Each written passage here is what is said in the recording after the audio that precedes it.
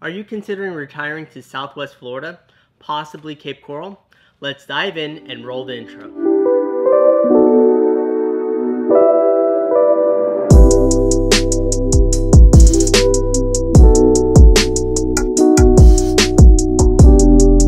Hello everyone, it's great to see your smiling faces. My name is Victor Prasad. I'm a real estate broker here in Southwest Florida, servicing Cape Coral, Fort Myers, Bonita Springs, and Estero. I create content showcasing Southwest Florida through video and some of the most frequently asked questions through the internet. So if you have a suggestion, drop it in the comment section below. To stay up to date with our local area, be sure to subscribe and click that bell notification. I'll wait. Thank you.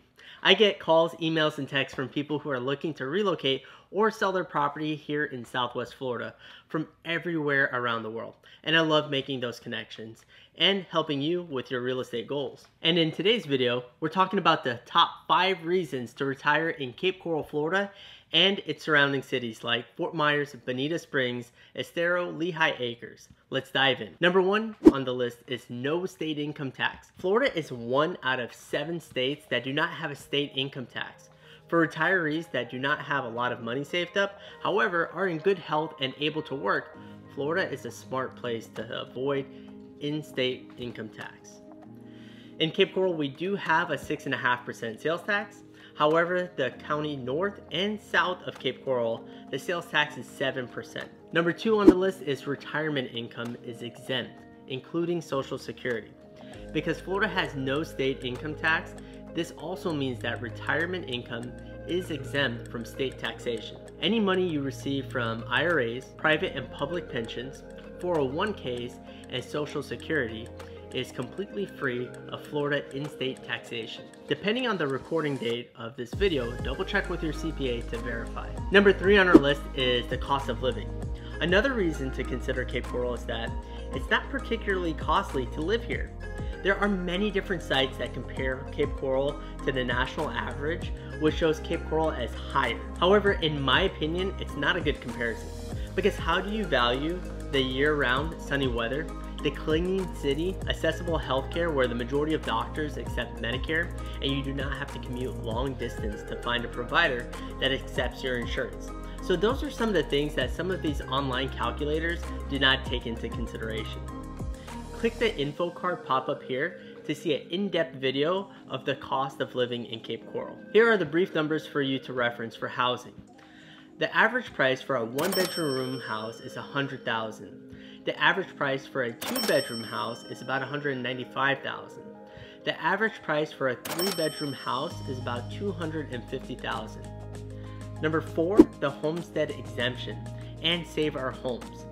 Homestead Exemption, every person who has a legal or equitable title to real property in the state of Florida and who resides thereon and in good faith makes it his or her permanent home is eligible to receive a homestead exemption of $50,000. The first $25,000 applies to all property taxes. Next, we have Save Our Homes. It's an amendment to the Florida Constitution that took effect in 1995. It limits the annual increase of assessed value homesteaded properties to 3% or the change in the National Consumer Price Index, whichever is less. Number 5, we have weather, of course. The weather is warm all year round. The average for the year is about 70.7 degrees from July to January. The wet season is from May to October, with annual precipitation reaching about 55 inches on average. I know what you're thinking. Do we have flooding? The answer is yes, it does get wet here, but we don't flood. After one day of heavy rains, you'll see water in the streets, but will slowly drain and be dry by the next day. During the winter months, the temperatures get as low as 40 degrees for a period of 1 to 2 months, December to February timeframe. Click the info card for the top 9 reasons to move to Cape Coral, Florida, where I cover more in depth of how the weather system works here in Florida. It wouldn't be fair to list all the reasons to retire without giving you at least one reason not to retire to Florida. That reason would be hurricanes. If you don't like hurricanes, then Florida would not be a good fit for you, especially since we're called Hurricane Alley. Now, from my own personal experience, going through a hurricane in a newer home is a lot easier than an older home. Older homes usually sustain the majority of damage where it could be a total loss. On a newer home, your roof is the main concern. I also made a video for hurricane preparation for full-time residents to make weathering hurricane a lot more comfortable, especially if you're considering becoming a full-time resident of Cape Coral.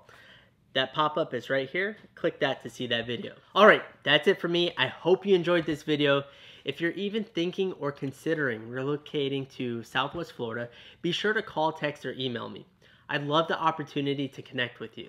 And if you want to know more about working, living, playing here in Southwest Florida, then if you haven't already, be sure to smash that subscribe button, click that bell notification so you're kept up to date with the latest content. Thank you so much for watching, and I will see you in the next video.